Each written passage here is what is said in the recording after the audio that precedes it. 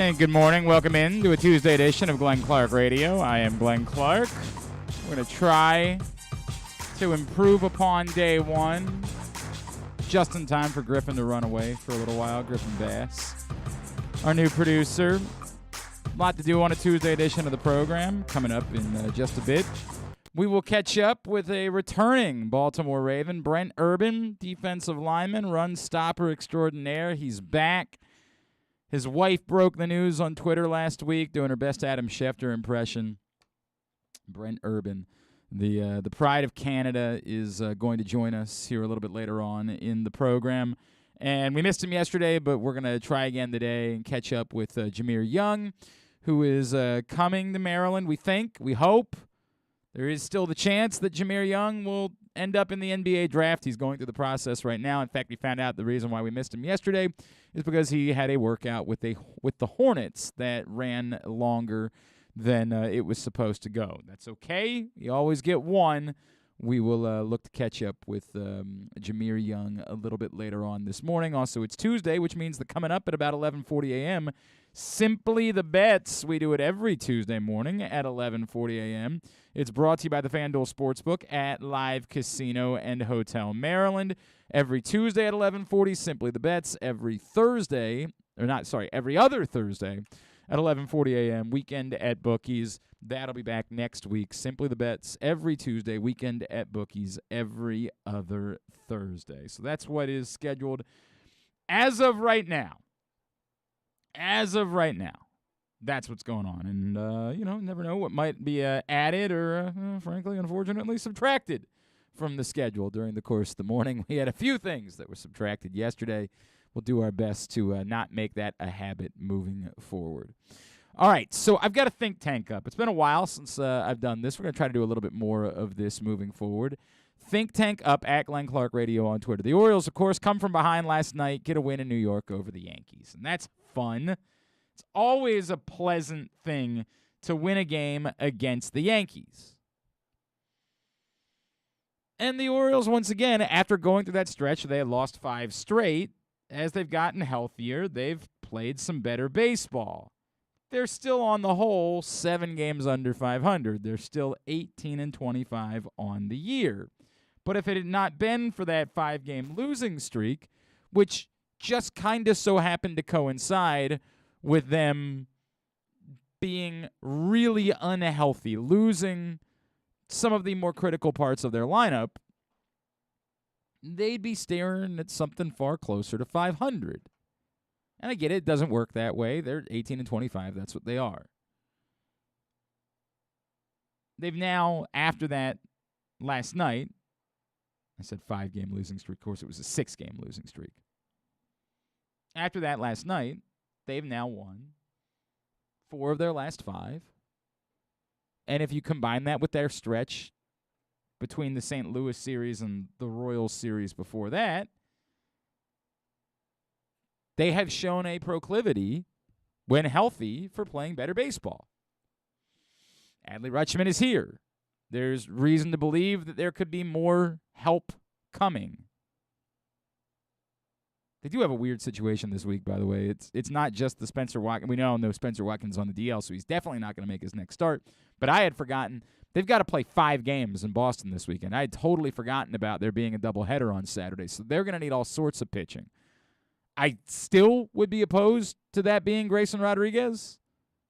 I'm just going to be opposed to him making his first start on the road, but you got to get through 5 games in a 4-day span. Now, you do have an off day between the New York series and the Boston series, so somebody could pitch on normal rest.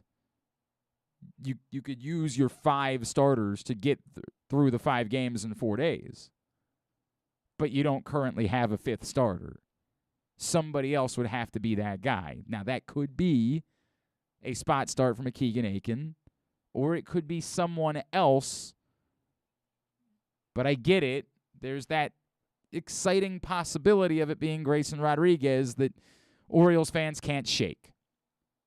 I just would prefer he didn't get that first start on the road.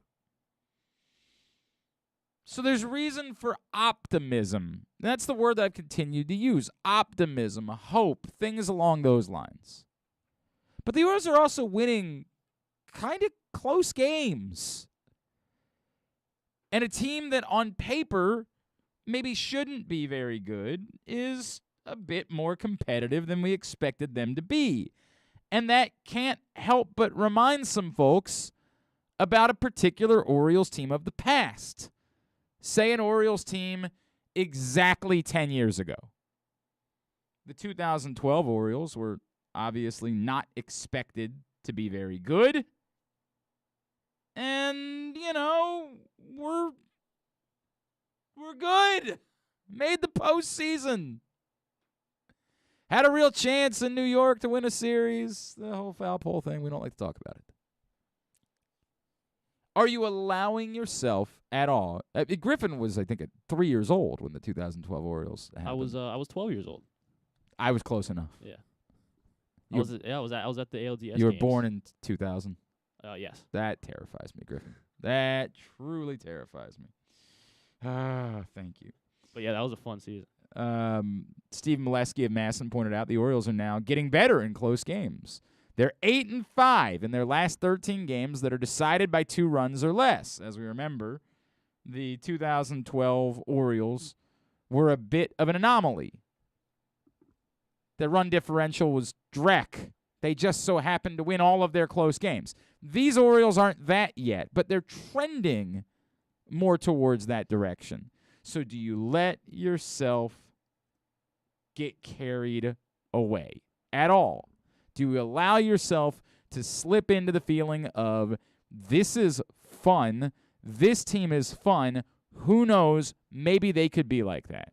Griffin, I'll let you respond first. I'm not, personally. I mean, I don't have a ton of hope. I mean, it's fun what they're doing. I enjoy watching them. Yeah, like, if we can score 5 runs off Garrett Cole, like, let's go. Like, that's fun. But, I mean, if we end up losing that game last night, like if Jorge Lopez... Bring yourself up a little bit, by the way. Just a little bit. Go ahead. Keep going. If Jorge Lopez comes in and, he blows it, like, it'd be disappointing, but it'd be like, I don't really... No, I think there's a far different thing between being emotionally invested and being crushed by a loss, which I think is wrong. I absolutely am not... In no world do I think it's warranted to have expectations for this baseball team. That's not fair. That's unreasonable. But we didn't have expectations for the 2012 Orioles. They just so happened to win their first series of the year, and we were like, well, this is kind of weird. Right? Like, I didn't see that coming. If it had came crashing down as the year went on, it wouldn't have hurt us. Because what we would have said is, hey, there's a foundation here. Hey, Adam Jones has proven himself to be a superstar. There are things to like. There are reasons to believe that good times could be coming in future years. Manny Machado, of course, getting called up at the end of that season. If they hadn't been able to get into the playoffs, and even if they had suffered from an August-September swoon that knocked them back to 500 or worse, we wouldn't have been crushed by it. It would have been a bummer, right? Like, it's always a bummer. But we wouldn't have been crushed by it. We didn't expect anything. I was really hoping I could get some. So far, the early responses to this, nobody is biting. And I get it. I understand. It's unreasonable to make that comparison just yet because that proved to be a very good team. That team proved to be an outstanding baseball team by virtue of getting in. Responses that are coming in on this. At Glenn Clark Radio on Twitter. Matt Owings would love to believe, but that team was something like 11 games over 500 at this point in the season. These guys aren't at that level yet, but they're not far off either, especially with an easier schedule looming. Chris Pica, my buddy from the Pro Football Writers Association. Too far of a leap. All I want this year as a fan is improvement on the field. If the other team has better pitching or hitting than the Orioles on a given night, so be it. Just play sound baseball and be a tough opponent that playoff caliber teams don't want to face down the stretch. From Nick. Nick says, I feel more like late 2011. I don't think they'll be in the running for any playoff spot, but there's a there if it makes sense. I love using there. To much the chagrin of one of our friends who listens from up in New York. And I sort of said before the season, that was my singular measurement for the 2022 Orioles. Show me there's something happening here. I don't really care necessarily about wins and losses, certainly not on a night-in, night-out basis, but show me that there's something happening. There's something I can attach myself to. There's reason for optimism. There's reason to think that this thing is trending in the right direction. That's what I wanted from this team. At what point do you change that? And I don't know the answer to that. It's certainly not 18-25 is by no means an accomplishment. Being 7 games under 500 approaching Memorial Day. Now, by the way, if you were to win a few more against the Yankees, like if they were to win the series against the Yankees and go win 3 of 5 in Boston, at this point, we'd be talking about them winning 4 of their next 7 games. They'd be 21-28 on Memorial Day. Right, exactly on Memorial Day. They still wouldn't be good. Did I do that math wrong? They'd be 20. They have 25 losses right now. 22-28. Yeah, something like that. Hang on a second. I don't know what I just did here. They'd be 4-3 over their next 7 games if they did that. They'd be 4-3 over the next 7 games. So they would be 22-28. That, again, wouldn't be an accomplishment. It would probably be a bit better than we expected, for sure. And that still is predicated on them being able to win more games than they lose over the next 7 games they play on the road. It would still be an accomplishment of some sort. In some capacity, it would be an accomplishment to have exceeded expectations, particularly considering you lost your top pitcher. Would it be enough to suddenly make people say, I need to go out to the ballpark? More so than just, I think there will be people that will want to go out to the ballpark more because Adley Rutschman is here and they can watch him play. But I don't know if it will be the case because they want to see the team, with the team being 22-28 or flirting to get back to 500. If they could get back to the 500 area, all of a sudden I think a lot of people will want to go to the ballpark. From Keith, way too carried away. Next year, probably. Chris, I'm thrilled that they're in almost every game. They play hard in battle. That's all we can ask for right now. I think we're a year away from a 2012 story. Did you see what Hayes had to say about Odor the other night? Sounds like he's a great locker room guy. I mean, I think that he's the type of personality. It's funny. I do the radio show, of course, with Rita on Sunday, and Rita said to me afterwards, she's like, how's Odor's English? Because I'd love to talk to him. And I was like, I'm pretty sure he's needed an interpreter when he's done the interviews. I get it. I get why, despite the fact that Paul Valley always killed Rougned Odor and hated the signing. I get it. There's just something about his approach, the way he plays the game, what he brings to a team that seems to go beyond his actual numbers, his actual productivity. He also, frankly, has been pretty clutch this season. Despite the fact that overall no one would say he's having a very good season, he's come up with routinely some pretty damn big hits. I don't think we can ignore that. From Matt. Matt says, they're currently last in the division. Let's not get too far ahead just yet. They're playing better baseball, and that alone is exciting. B.O.B. says, you're getting carried away by the competitive... Well, who's saying that? I'm not saying it. I'm asking a question. B.O.B. You're getting carried away by the competitiveness and enthusiasm the team has shown so far this year. Watching the games has become enjoyable again, but not going to have any expectations for the team. I hear you. I do hear you. But remember, we didn't have expectations for the 2012 Orioles. That didn't come. Even at the All-Star break. But we were still like, okay, let's be clear. And I say, at that point, by the All-Star break, we wanted it to happen. We wanted to believe it could happen. But to suggest that at the All-Star break we thought that Orioles team could go do something meaningful, we were still all talking about the absurdity of it. It was still insane that a team with that run differential and getting that much luck was winning the number of games they were winning. But by the All-Star break, they had 3 All-Stars that year. I understand. There's no way they're having 3 All-Stars. You say that. I mean, you say that, and I hear you, but by the way, like, I don't know who the bullpen. I can't pretend to know what relievers are making the All-Star game this year. Crable?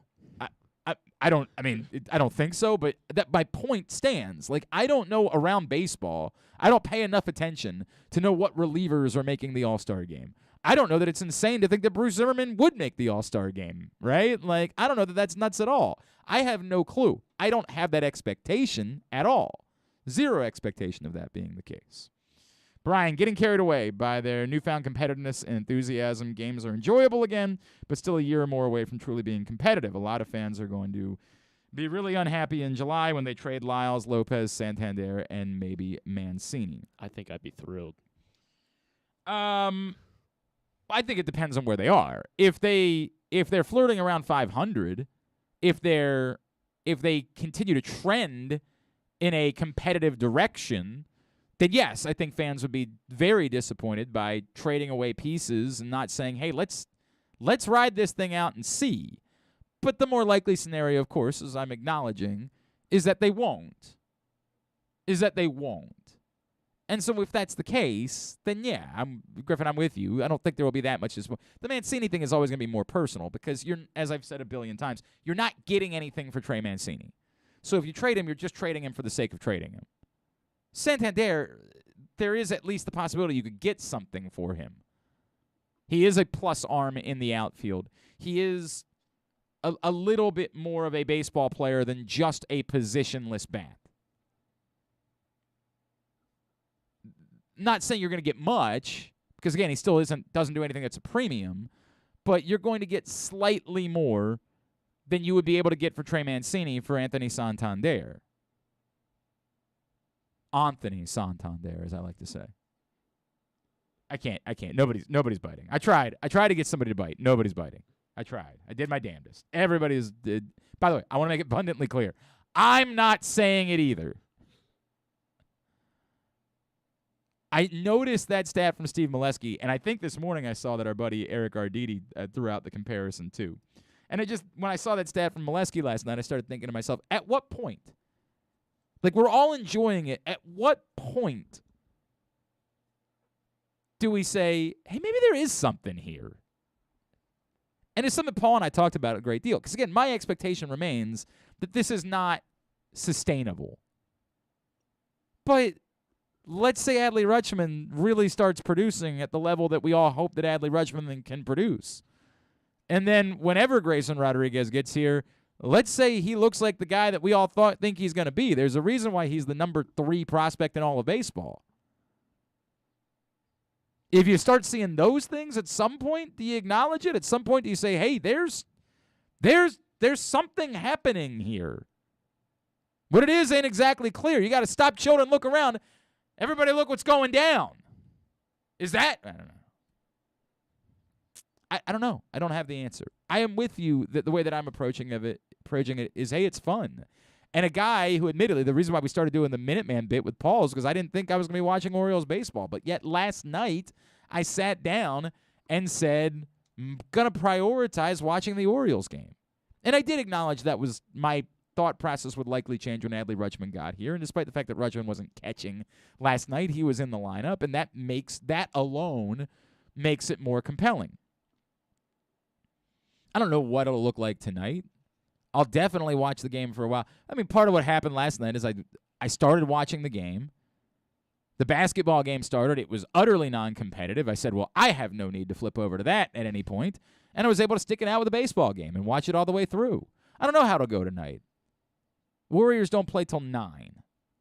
And I think the Mavs have kind of quit based on Jason Kidd's post-game comments after Game 3 where he was like, well, we weren't even supposed to be here. Like, the series isn't over yet, right? I know nobody's ever come back from down 3-0, and I understand you're not going to. But, like, maybe you'd like to hear the coach say something like, well, we're going to come out, we're going to battle, we're going to grind. We've won 4 straight before. Like, I would just like to think that maybe you wouldn't take the defeatist mindset after losing a 3rd game in a series. But that's just me. So I don't even know how that'll go tonight. And I tried to poke at the hockey last night. The hockey was pretty freaking compelling. The Colorado-St. Louis game was excellent, but that was later. So I was able to watch that after the Orioles game was over. I am more inclined to watch. And I think that right now, until one or the other thing happens, until they either go through another type of losing streak that sinks them to a point where you just say, all right, I don't need to watch every night, or until they sustain success for long enough to really buy into what's happening and to say, no, we need to talk about it. I can tell you that I'm interested enough to be poking at the games right now and to be watching more than I was when the season began. That's kind of the approach that I've taken to this. I am more invested than I was in week 2 of baseball season. I still don't know what's real. I still don't know what isn't. A team's overall competitiveness is not actually as helpful as establishing long-term pieces. As I say, the first thing I wanted to see this season was that there's a there. There's reason for hope. There's reason for optimism. But that's fleeting if you're getting it from the Rougned Odors of the world, because they're not going to be here. And as good as Jordan Lyles has been, and him eating 6 innings last night and going back there when his pitch count was already over 100 pitches, it's fun. It's a cool thing, and it makes you like Jordan Lyles, but it's fleeting. Jordan Lyles isn't part of the plan. So unless this team is going to get to that place this season, it's fool's gold. It's meaningless long term. It would be more powerful to Adley Rutschman go on a tear. It's been more powerful to see Austin Hayes, Ryan Mountcastle, pieces that you believe are going to be a part of this thing, or at least can be a part of this thing for some time. Jorge Mateo has been more important to me than, some of these, again, the Jordan Lyles of the world. Well, Chris Owings stinks, so that's not a, there's why Chris Owings is still here. I'm admittedly a bit confused by. I don't really know what's going on there. All right, continue to get me your responses. I would love to hear from someone who is. I would really love to hear from one person who is buying into it and believing that there's something happening here. Something magic happens, if you will. It's something I just came up with, a thought that I just had. I might trademark it. Maybe I'll make a song out of it. Something magic happens. If you're like that, I want to hear from you. I guess the argument can be made, Mountcastle, he's nowhere near producing like he was last year. So if he turns around, Mateo continues. It's not impossible. No, yeah. As I said all along, nothing's impossible. Kevin Garnett told us that. We know nothing is impossible. 2019 Nationals proved that. The 2019 Nationals. Oh, they were 15 games under. They were bad, but they weren't supposed to be that bad on paper either. Right. That wasn't a team that on paper had no business of competing. That's a team that was performing well under expectations that just happened to turn things around. I want to hear from you. I've heard from enough of the rest of you. I've heard from all of you. I get it. Overwhelmingly, you're saying no. Now I want to hear from somebody who says yes. I want one person to step up and be the guy that says, you know what? Honestly, I am. I'm allowing myself to believe, to get carried away. I'm going to let them hurt me. I would love to hear from you at some point during the course of the show if you're out there. The Orioles will continue their series with the Yankees tonight up in New York, and they do indeed send the ace to the mound.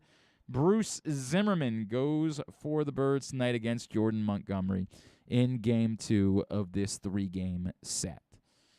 That's what's going on. Ravens begin OTAs today out in Owings Mills. The one kind of storyline for this week is, would Lamar Jackson show up? I don't get it. I genuinely don't understand the conversation. The information that we have says Lamar Jackson doesn't have a contract because he doesn't want one. And if that's the case, why wouldn't Lamar Jackson show up to OTAs? Why would he hold out? We're going to find out today if he's there, or maybe it's tomorrow. I can't remember. I think it's tomorrow that reporters are allowed. We'll find out this week. And presumably if he's not there today, that reporting would get that out somehow, some way. But I don't get it. I feel like and I said this last night on Twitter, if the truth is that Lamar Jackson just doesn't want to do a deal right now, the only reason he would not show up for OTAs is to say, well, I want to avoid the risk of injury. But that sentence alone would show why it is that it makes no sense that he doesn't want to do a deal. Why risk an injury playing without a long-term deal? If you're fearful of injury, sign a contract. Now, I get that this is complicated, and there's plenty of people that don't believe that the real story is that Lamar Jackson doesn't want a deal. It's confused the hell out of me from day one. There are plenty of people that believe the real story is Lamar Jackson wants the mega deal. The Ravens aren't offering that. But that's not what's being reported. What's being reported is the Ravens can't get Lamar Jackson to the table. They can't talk to him about a contract. Of course it's possible that's not true, but if the truth were the other thing, that the Ravens aren't offering him what is fair market value for Lamar Jackson, it doesn't make any sense that Lamar Jackson wouldn't demand a trade. We keep trying to make the math work here, and the math doesn't work. About the only thing that does work is this kind of crazy idea that maybe Lamar Jackson just simply doesn't want a contract. Which, again, I don't get. Makes no sense to me, but it's possible. Okay, so we'll have to move some things around today. That's all right. We'll make it work. Steve Johnson's going to join us. We'll see if we can't make a comparison to the 2012 Orioles. Well, if that's the case, we'll bump Brent Urban back a little bit. Bump Brent Urban back in the 11 o'clock hour. We can adjust the lineup as accordingly. Brent Urban can join us at about 11:20 this morning, and we'll talk to Jahmir Young at 11. We'll talk to Steve Johnson in just a few minutes. I think that all works. I think that's okay. Now, I'm a little bit worried about somebody else telling us they can join us too. A little bit worried about that, but we'll see how it all goes. The point being, I just don't get the reason, based on the knowledge that we have, Lamar Jackson not showing up for OTAs would either mean one of two things to me. The reporting that we have so far is not accurate about the Lamar Jackson situation, or B, he is proving why it is that he should be trying to get a deal done right now, whether that's with the Ravens or with somebody else. Because if he's worried about injury, it makes zero sense for him to go out and play this season and risk getting hurt. You can tell me all you want about, well, look, Dak Prescott got his contract anyway. But again, if you're saying he's not worried about injury, then why wouldn't he be here? You can't make these things all work. You can do whatever mental gymnastics you want to do, and trust me, we all do plenty. But you can't come up with a scenario where it would make sense for Lamar Jackson to be concerned about injury now, but not in the season. You can't do that. Impossible. When we come back, we'll see if Steve Johnson thinks that there are similarities to the 2012 Orioles. Today's show is brought to you by your local Toyota dealer, buyatoyota.com. Make the most out of every day in a Toyota RAV4, available in hybrid or gas-only models. A RAV4 can get you where you want to go in style. Check out buyatoyota.com for deals on new RAV4s from your local Toyota dealer today. It is a Tuesday edition of Glenn Clark Radio. Sports fans, the wait is over. The all-new FanDuel Sportsbook is now open at Live Casino and Hotel in Hanover, Maryland. This is your chance to win big right in your own backyard. Bet on every sport with self-service kiosks and watch all of the action from the best seat in the house. Make every moment more at the all-new FanDuel Sportsbook at Live Casino and Hotel in Hanover. Please play responsibly. Gambling problem? Please call 1-800-GAMBLER or visit mdgamblinghelp.org. The biggest pro wrestling stars today and all time all have one thing in common. You've heard them on Jobbing Out. Matt and Nick Jackson, the Young Bucks. Thanks for having us, man. Appreciate it. The great Kurt Angle. Thanks for having me on the show. I appreciate it. Matt Riddle. Yeah, man. Thanks, man. The champ, Drew McIntyre. Oh, thank you for having me. The great Ron Simmons. Damn. Keith Lee. Appreciate you guys having me, man. Bill Goldberg. My pleasure. Charlotte. Thank you so much for having me. Mick Foley is with us. This is the greatest name for a wrestling show I've ever heard. MJF. I'm glad you're happy I'm on this show because I'm freaking miserable. Le champion. Chris Jericho. Le champion. AJ, Aaron, Brandon, and Glenn are talking pro wrestling every week on Jobbing Out. Find it at PressBoxOnline.com/radio, iTunes, and SoundCloud. Answering Baltimore's calls for help, running in when others run away, working together toward one shared vision for a thriving city. That's your Baltimore Police. But the department needs more good people. People like you. Join a proud new generation of Baltimore Police and make an active difference in your community. Start with competitive wages and excellent benefits on day one. Join for good at bpdrecruit.org. Stan the Fan here, welcoming back one of my favorite sponsors, the Costas Inn. And everybody around Baltimore knows the Costas Inn is a great place to go and grab crabs, steaks, salads, soups, whatever's on your mind to eat in person. But did you know that the Costas Inn has upped their game? They are now one of the premier takeout places in Baltimore. Give them a call now to order your food, 410-477-1975. That's the Costas Inn, over 4100 North Point Boulevard.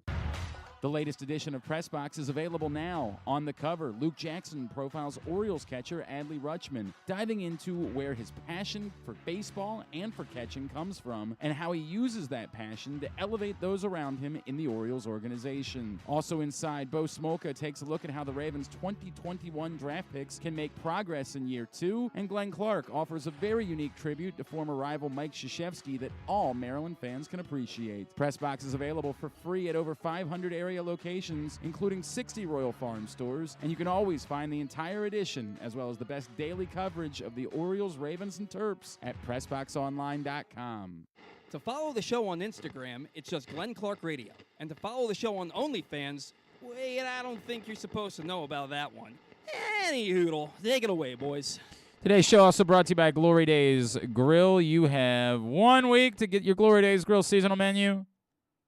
I don't remember what the next line of the Bare Naked Ladies song was. 1 week left for the spring seasonal menu at Glory Days Grill, which, of course, includes the strawberry salmon salad, the flash-fried pork belly with the Korean No. 2 sauce, the Cracker Jack sundae, the baseball cut sirloin, and so much more. It's all so good.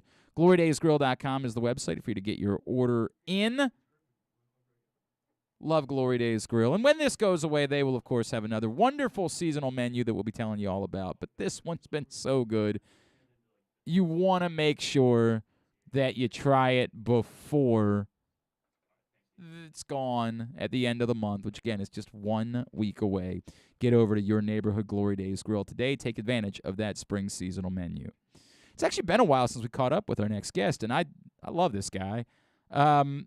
I was trying to get you guys to bite on the idea that maybe there's something going on with this Orioles that's similar to the 2012 Orioles, particularly as we celebrate the kind of 10th anniversary of that magical team. For the most part, you guys aren't biting. I get it. I understand. I don't blame you. But how did that even happen in 2012? Well, a man who was part of that and is one of our own. Growing up, he was actually basically a neighbor of mine. We weren't exactly the same age, but he lived right down the street. He is Mr. Steve Johnson, and he's back with us now here on GCR. Steve, it's Glenn. It's been too long, brother. How are you? I know. How's it going? I'm good. I'm doing well. Let me get caught up with you. I know you're still very involved in the game. What's going on, man? So I opened up a training facility up in Bel Air, Optimal Baseball Performance. So I've been doing that the last couple of years, and it's I'm having a blast with it. Just training some young kids, kind of getting them on the right path, and just trying to help them hopefully play as long as I was able to. I love that, man. I love it. What is the advice? Because people remember, you weren't a guy that was supposed to have as lengthy a career, right? Nobody said, "Oh, this guy's can't miss." What do you tell kids about how you were able to do it and how they might be able to do it? One thing is to have a dream, and then to not have anyone tell you can't do it.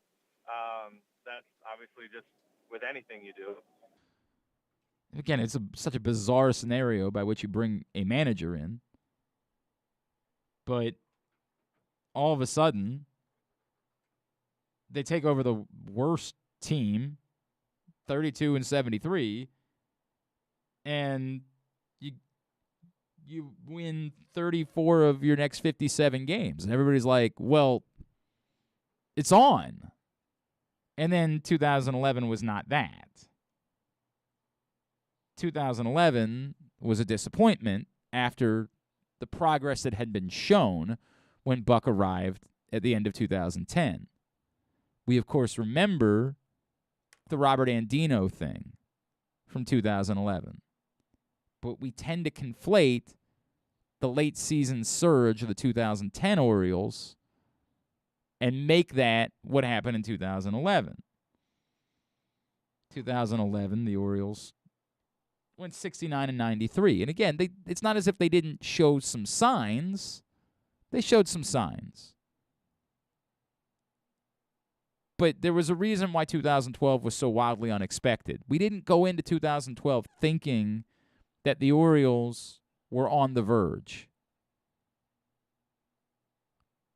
We didn't go into that season saying, hey, they're, based on what they did a year ago, they're a team that's ready to be right there and, at least make a jump to 500. They won 69 games in 2011. They were a bad baseball team. I think for some people, it would, as of today and the way they're trending, it would be kind of disappointing if they only won 69 games this season. I did finally get someone who at least bit a little bit. Jamie said, however, if Rodriguez is caught up and we can stay healthy, this team could get on a roll. Reason being, we can actually pitch this year. So if the offense can even out even a bit, we can string together some wins. So Jamie, it's mild, but is the first person that's even kind of jumped on with the idea that, maybe this team could end up being like the 2012 Orioles. Not trying to oversell it. Not trying to tell you that I feel that way. But encouraging, which is what that's the word that would come to mind for the most part. We would say encouraging. At some point, encouraging can turn into something else. I'd bet against it, but we'll see. We're winding down for hour number 1 of today's show. We got to move some things around today. Here, I'm going to pull the curtain back. We had to pre-record both of the interviews that we did just because of scheduling. Jahmir Young had more workouts that he was going to do. Brent Urban, I don't know if you've heard, the Ravens are practicing again. They're doing OTAs this week. So because we had to pre-record them, we have what's called in the business flexibility, which is nice. It's very nice. It's nice to know you got them. It's nice to know that neither of these guests are going to end up missing today. We got them. But the question is when, where, what, why, and how, right? When do we air them? How do we, that whole thing. So here's what I'm thinking, Griffin. I'm thinking that we talked to Jahmir. We said at the beginning of the show that Jahmir Young was going to join us at 11, right? That is correct. So I think we're going to air Jahmir Young at 11. And then after Jahmir Young, we'll react to that, and then we'll chat with Brent Urban, and then we'll go from there. Does that sound reasonable? That sounds like a beautiful plan. You're the producer now, so you got to do some producing. You've got to put your foot down and say, here's what we're doing. I think that's a great plan. I'm making the call. I'm Griffin, Mr. Producer Man, for the next couple of minutes, and then you're leaving us for Griffin's graduating tomorrow. Yeah. This time tomorrow, I'll be a college graduate. He's graduating from Towson University as a distinguished dodgeball champion once. Yeah, just once. Just once, though. Just once. And then he's going to go on a little trip, and then he'll be back, and we'll be looking forward to that. He'll be here Thursday, and then he's going on a graduation trip. So our friend Zach Goodman's going to help us out for the next couple of weeks, and then Griffin will be back in the swing of things, and we'll be moving full guns blazing after that point. So, yeah, that'll be how we do things. We'll chat with Jahmir Young at the top of the hour, and then we'll chat with Brent Urban in the 11 a.m. hour. Don't forget, Simply the Bet's coming up at 11:40. Today's show is also brought to you by the print issue of Press Box, which is available right now for free at your neighborhood Royal Farms, any of the hundreds of locations around town where you find Press Box. You can read it all. PressBoxOnline.com. Of course, we've talked quite a bit about Adley Rutschman, and he is on the cover. It really is a great story from Adley Rutschman, or not from Adley Rutschman, from Luke Jackson about Adley Rutschman, and about where his passion for baseball came from, where his passion for catching came from, and why it was that we thought a little bit differently of him than your average prospect that would be making their major league debut. There was this belief that Adley Rutschman could step in essentially on day one and be a leader for this baseball team, which is totally wild. You can go pick that up if you haven't yet today. Again, your neighborhood Royal Farms, those hundreds of locations around town where you find PressBox. Read it all, PressBoxOnline.com. And I'm sorry, note from Jeff. I missed out. I did not get to go to the Ravens event last night at the Meyerhoff. They're doing for the 30 for 30. I was actually invited very last minute, but my kid had an event last night, so I was not able to go. Everybody who was there told me it was wonderful. There were some tremendous stories that were told that I'm assuming we will all be able to see when we get to the 30 for 30 and whenever that does come out from ESPN and NFL Films. Ironically, I was excited because my friend and co-host, the NFL chick Sarita Hubbard, was there last night, and she told me, I told her on Sunday that the thing that I want to see and that Brian Billick swears exists is I want to see video of his face saying F the Titans. We have all seen the video of him telling the turn off the camera, and the camera goes black, and we hear the audio of him yelling out F the Titans. I've never heard it uncensored. I've only heard a censored version. We've all seen that. But I wanted to know if there was an actual video of him dead on, if there was somebody else who happened to sneak a camera into the locker room that day. We got to remember, it was 2001 at this point. This was not like now where there's going to be 12 cameras and 18 phones that might be recording everything. That was not the case in 2001. So it is very possible that that was the only camera that was in the locker room, and the only hope of recording that moment was the camera that we saw that was turned off. So I think when I asked the question, hey, does it exist? Is there just a shot? Is there still, can we see your lips moving and saying the words F the Titans? And when I asked him that question and he said, I've seen the video, he might also be referring to the video that has been available for a long time of, again, turn the camera off, the camera goes off, it keeps recording with no video, and you hear Brian Billick yell out F the Titans. I was just hoping there was a direct shot that we might see. So Rita messaged me last night from the event. She was like, great news, they've got it. But it turns out she, too, was confusing. They showed the same thing that we've seen, which is this. If you haven't seen the video before, it exists. You can find it on YouTube. It's just, again, they all get in the locker room. Brian Billick looks around, says, turn the camera off. Camera off. And you see the camera kind of go down. It's still running, it's still recording, but the screen is black, and Brian Billick yells out, F the Titans. I've seen it. I know that exists. I was just hoping that maybe because they were doing a 30 for 30 and NFL Films was involved, there was perhaps a better video that actually got Brian Billick yelling out F the Titans. Does not appear to be the case. That's a bummer, but I am told that everything else about the event last night was fantastic. And so that's cool. As I've said a million times, even though I'm not sure that there's broad appeal for a 30 for 30 about the 2000 Baltimore Ravens, I'm not certain about that. There is plenty of local interest in it. I think it'll be a good history lesson for kids like Griffin who were barely alive, which is terrifying for me, but that's the reality. They were barely alive when that miracle of a football season occurred. So I think it'll be a great history lesson for a younger generation, and whether or not the average person in Schenectady or Sheboygan is all that interested in it, I can't answer that question, but it's also really not my concern as to whether or not they're all that interested in the that's ESPN's problem to deal with. That's their issue if they can get the masses to care so much about the 2000 Ravens 30 for 30 that they're going to be putting out. So glad everybody enjoyed their time. I literally kept looking at my timeline, and it was just people going on about what a wonderful event it was. And Wasn't the whole team. It was just certain prominent members of the team that were involved with this filming thing last night. So, cool thing. All right. Today's show also brought to you by the Baltimore Police. Join a proud new generation. The Baltimore Police make an active difference in your community. Start with competitive wages, excellent benefits on day one. Join for good at bpdrecruit.org. So, as I mentioned, we had to do these interviews a little bit earlier on because of their various schedules. But the first one is a young man who we think is coming to College Park. We'll let him explain the situation a little bit better. Jahmir Young joins us right now here on GCR. We're joined now here on GCR by a young man who we think is coming to College Park this season. I know he's still going through the process and, keeping his options available to him, but he made it clear if he's coming back and playing college basketball, he's going to do it with Kevin Willard at the University of Maryland.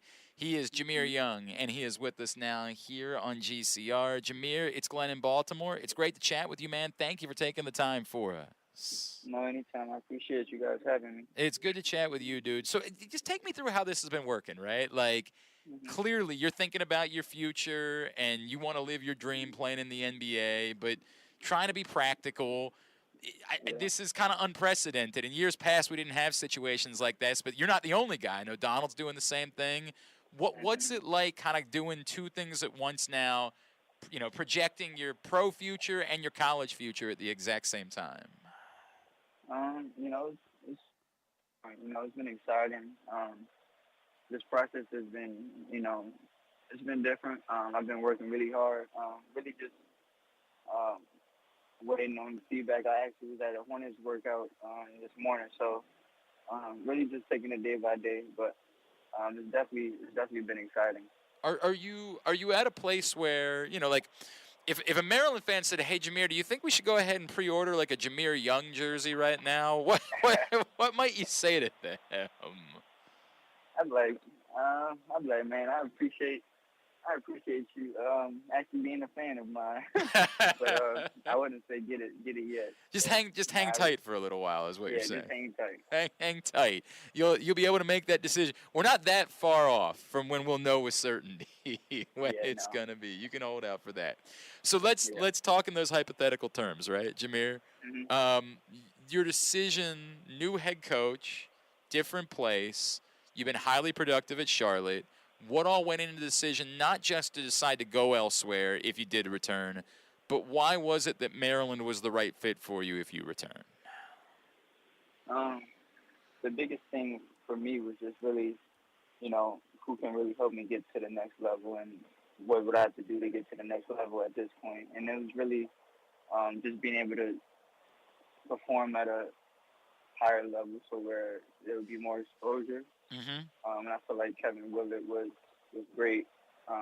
He was very transparent with me. I feel like he was confident. He had a lot of confidence in me, which was huge. And it just felt like not only that I'm coming home to play at home, I'm excited for that, but it really just felt home outside of that.